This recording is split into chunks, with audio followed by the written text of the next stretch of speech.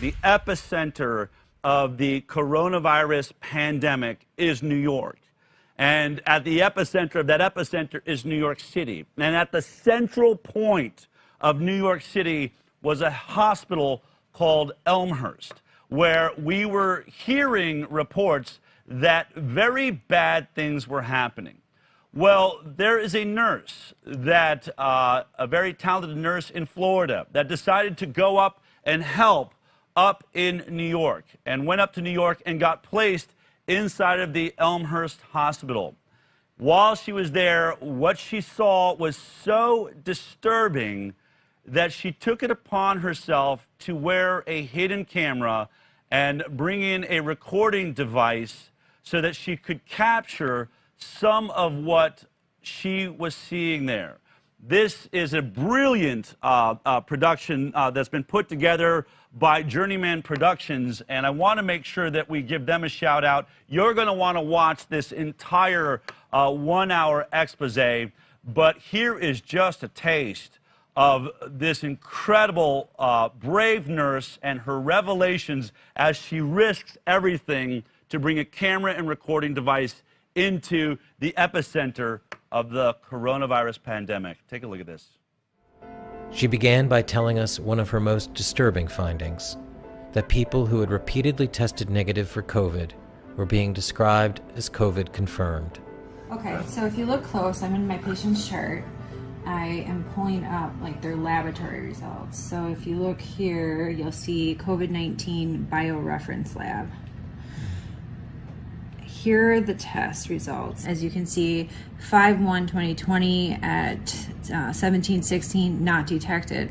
They test for a second time, 5/4/2020 at 17:59, not detected. So both of those are negative. Scroll up to the top. This is my patient.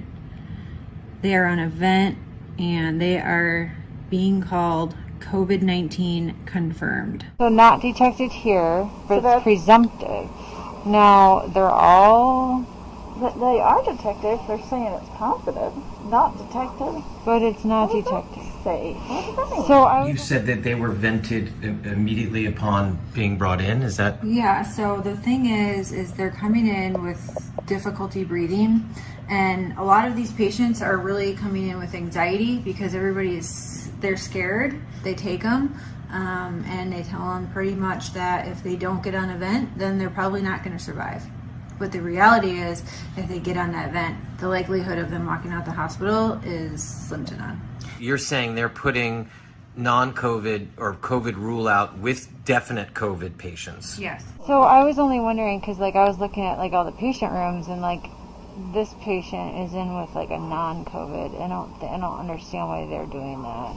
I know. There's 4 patients in a row here Yeah. on COVID. And this is supposed to be the COVID place. Yeah. Because 7th floor, they shut it down. That's and they right. I'm confused. And then they're going to have non-COVIDs there. Yeah. This is going to be the only COVID, so they shouldn't put any non-COVIDs here. Well, that's what they've been doing. I have that right now happening. And like the guy over in... I had 226 Yeah. that were 2 negatives.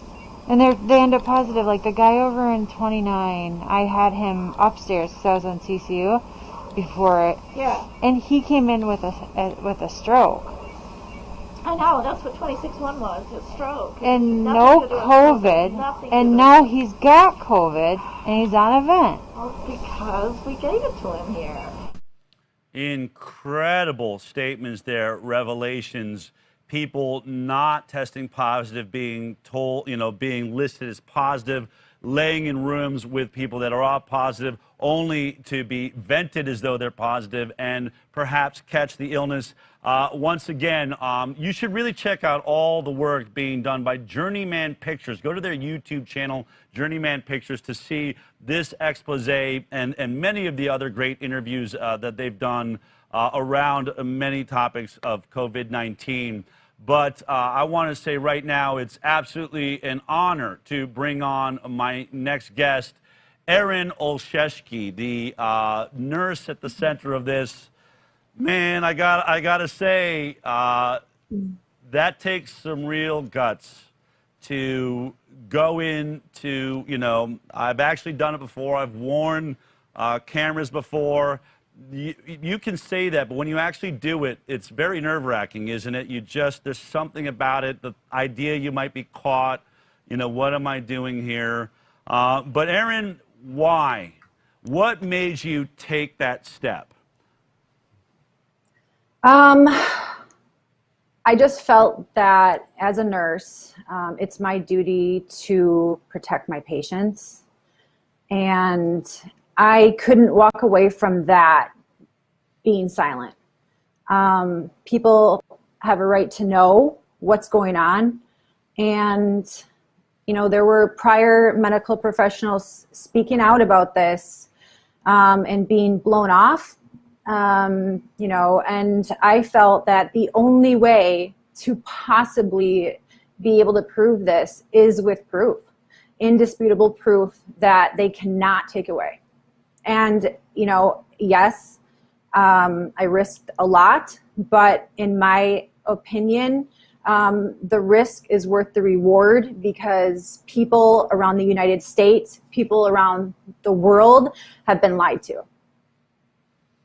Wow. And just so that people understand your background, you are an Iraqi war veteran. You fought for the United States of America in the Iraq War. So you've seen some really bad things out there, I would imagine. My understanding is you weren't a nurse when you were in Iraq, but you were actually a soldier.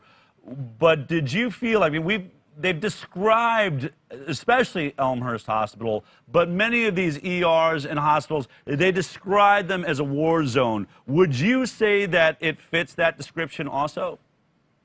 If I can honestly be totally transparent, Please. I feel like this is worse because it's almost like friendly fire. People are walking into these hospitals assuming that they're going to be taken care of, and you are literally going to walk in there and you will never walk out. It's worse, and it is destroying obviously lives, and it's destroying families, it's destroying our economy. Everything about these numbers that you are hearing across the world, globally, it's a lie. It's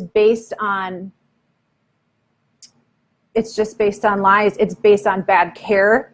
It's based on people being careless. It's based on bad authority. Well, bad decisions. Just based on the video we watched in the beginning, they are manipulating the truth. Tell me about the testing. So a person comes in, they are having, it sounded like some of them had been stroke patients. They give them a test. Can you tell me about the testing? How long does it take to find out if your patient has tested positive or negative? It would take anywhere from 5 to 10 days. Yes. But I went and got tested with an antibody test that I'm pretty sure here in the middle of Austin. I did it for the show. I went and said, let's see how this goes. They gave me my results. I think it was 15 minutes at the most. Do they not have that technology inside of Elmhurst Hospital? No, they don't. The technology exists, like you said, but they are not utilizing that. No. So if you come in and we don't even know, where are they putting you while we wait to find out? On the floors, they're putting you inside the hospital facility, and they are mixing COVID and non-COVID, which is creating hospital-acquired infections, nosocomial infections. So they are literally creating the pandemic that way. Unbelievable. Just because this is something we've been reporting on, I remember there was another nurse a few weeks back that spoke out about, I believe, the same hospital. Let's just take a look at what she had to say here. Literally, Black lives don't matter here. And that's pretty sad that somebody who is white and lives hundreds of miles away from the city gives more of it about these people than the actual people in this city. These people aren't dying from COVID. Let me give you several examples here. An anesthesiologist intubated the patients, and for about 5 hours, like, we were waiting on a chest x-ray to confirm that the placement was wrong. And in the meantime, while we're waiting for that, and we've told the anesthesiologist that it was placed wrong, because, like, literally only one side of the chest is, like, inflating, he dies. Okay? A patient had a heart rate of 40. I was literally ran out of, like, the patient's room to get, like, the director of nursing who was standing out there. And I'm like, can you stop him? He's going to kill that patient. He's going to kill that patient if he defibrillates him with bradycardia and a heart rate of 40. And the director of nursing just shook his head. And I turned around and he killed the dude. It's like going in the Twilight Zone. Like, everyone here is okay with this. Look, the only way I can kind of put this into context for everybody is, and this is going to be kind of an extreme example, this is like really the only thing I can come up with. It's like if we were in Nazi Germany and they were like taking the Jews to go put them in a gas chamber, I'm the one like there saying, hey, this is not good, this is bad, this is wrong, we should not be doing this. And then everyone tells me, hang in there, you're doing a great job, you can't save everybody. They're murdering these people. That was Nurse Nicole Surtek. I did make a mistake. I guess she wasn't at Elmhurst while she was recording that video. But obviously, you're not alone. Inside of the hospital system where you work, are you alone? Are you a minority? Are you a majority? What's happening with the nurses? And many of you are journeyman nurses, right? Many of you are traveling into New York to help out. What would you say, how many people are looking at this the same way that you and Nicole are? That's a good thing to bring up, because this is the problem I'm seeing with it. I actually spoke with Nicole on the phone last night and we were talking about this, is that the majority of the nurses there feel the same way I do. And we talked about it. I actually have it recorded. You know, I was there for a month and recording the entire time. So what people have seen is just a sliver. And all these nurses feel the same exact way, but everybody is afraid to speak out for the reason that they're threatened with obviously being sent home. If you ask, questions, if you try to, stick up for your patients and advocate for your patients like nurses are supposed to do, you are reprimanded. And, they say over and over, don't make any problems, keep it easy. We don't want to get kicked out, and a lot of it is just based around either being scared of what's going to happen to you, or, they don't want to lose that paycheck. Wow. And it's actually, my understanding is you were in Florida, you were a nurse there, you were involved in treating COVID-19 patients there, correct? Correct, yes. Now, was there a difference that, like, we just heard a report about hydroxychloroquine. There's a huge, Lancet Papers just withdrawn this study that said that hydroxychloroquine was dangerous. Were they using hydroxychloroquine in Florida where you were? Absolutely. So we use the hydroxychloroquine and we use the zinc. And when I arrived in New York, I found out very quickly that that was totally off limits. And if you did, or any provider did prescribe it, it would be grounds to be fired. Where was that coming from? How high up did that go? So it was from Governor Cuomo, and that was as early as March, right around March. And that's just how that's how it went, and you had to listen to it. And what I found is so ironic, in that same, those same orders, they granted all these medical professionals, they were all liability free if anything happened. So when you're inside these hospitals, already a very, hospital that has very bad reviews, it's public, you have liability-free medical professionals treating patients on ventilators with no family. So what do you think is going to happen? That leads me to, in this incredible expose, what you described as maybe the worst day of your life. Remember, this is an Iraqi war vet who has seen a lot of bad days, I would guess. Take a look at what she describes as the worst day of her life. A 37-year-old, which is my age, was not a DNR. He's a full code. His family in depth discussed with the doctors that they want us to do everything they can to save him. He came in talking. He was very terrified. He was just like, you know, totally alert, knew what was going on, and they convinced him to be on a vent. Now he's dead. But the doctor said when I got into shift that if he codes that we are not to resuscitate or try to save him. And we flipped. This is important. I just asked them if we can put a DNR order and they said no. That's up to the attending. Okay, so we're going to code him. That's what I said, and they said no, we're not. I said yes, we are. Yeah. We're obligated to. So then You got to say something though, like it's our license. Unfortunately, you guys got to put in an order. Just something. That's what I said. Yeah. I said I'm obligated. Yeah. What did she So say? then she's like, the higher up said. I said, I don't care what they said. What higher up? God? We don't have a God here making I decisions. said I don't care what they said. So we're supposed to. He's not DNR, but we're treating it as DNR. Basically. Does his family know? His family knows the situation. I think they called them and they told them. They were trying to do a school attending consent for Okay. whole day spent like in the 80s saturating.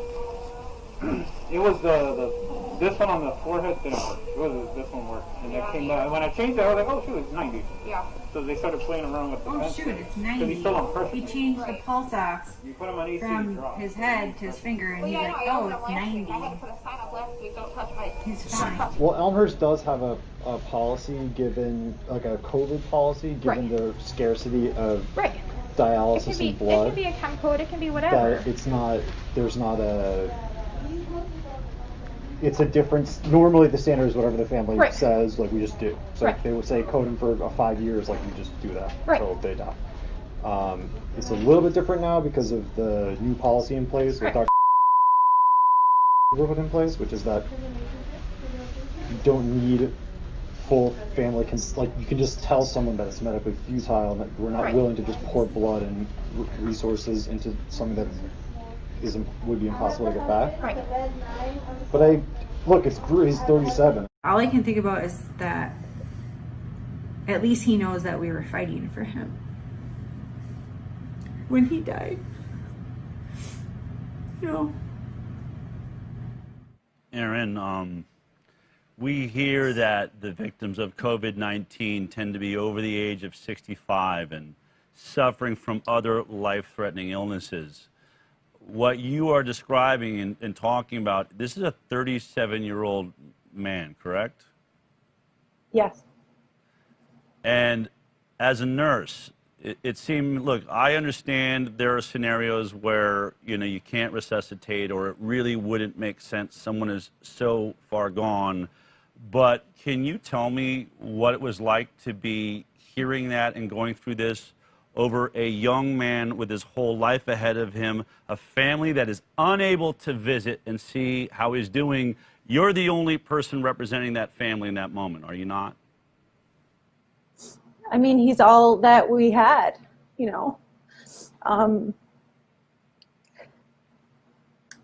doesn't have a voice otherwise, and like these families are trusting in us to be taking care of them and trust us to do our jobs right. And if they don't have a good nurse, they really don't have a chance at all. And even if they have a good nurse, who's to say the next nurse on the shift or the next doctor on the shift is going to be good too? And it just goes against every single thing that we've ever learned and that we're taught to do as nurses, just to be ethical. And when something's wrong, we have to speak out about this, because if we don't do it, then who's going to? And whatever it takes and whatever I have to risk, at least I know that I'm giving these patients and their families the justice that they deserve. And so be it.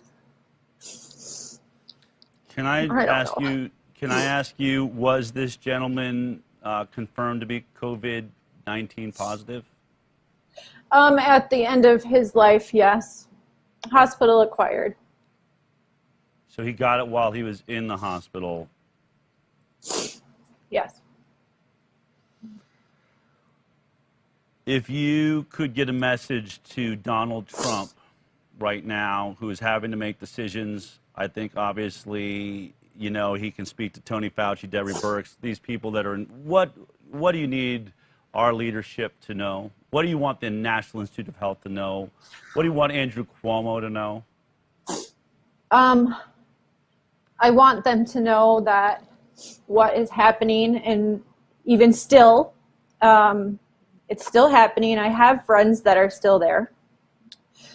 That we need a federal investigation immediately. We need to go there and we need to flip tables over. We need to go through every single chart. We need to contact every single family because a lot of bad stuff has happened. There has been no autopsies allowed.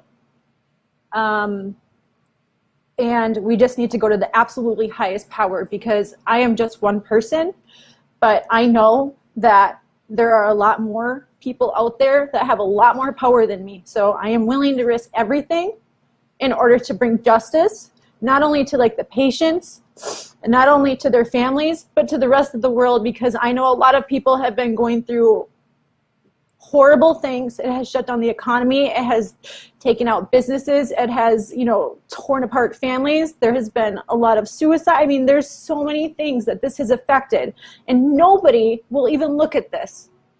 And, you know, if they're going to do a federal investigation for the Major League Baseball steroids issue, then I don't see why they wouldn't do one here. Aaron, I know you're going to continue to be a voice now for the voiceless, and I want to thank you for your courage. You, I think, are representing your country in probably the most brave way you have so far in your life. So let me thank you for that from the high wire. Continue to be brave. Let us know in any way that we can support you. Thank you so much for the truth. Thank you. Thank you guys very much for allowing me to scream the truth. If you like that clip, then be sure to check out our live broadcast of The High Wire every Thursday morning at 11 a.m. Pacific Time. You can watch it on Facebook, YouTube, iTunes, and Twitter. We'll see you there.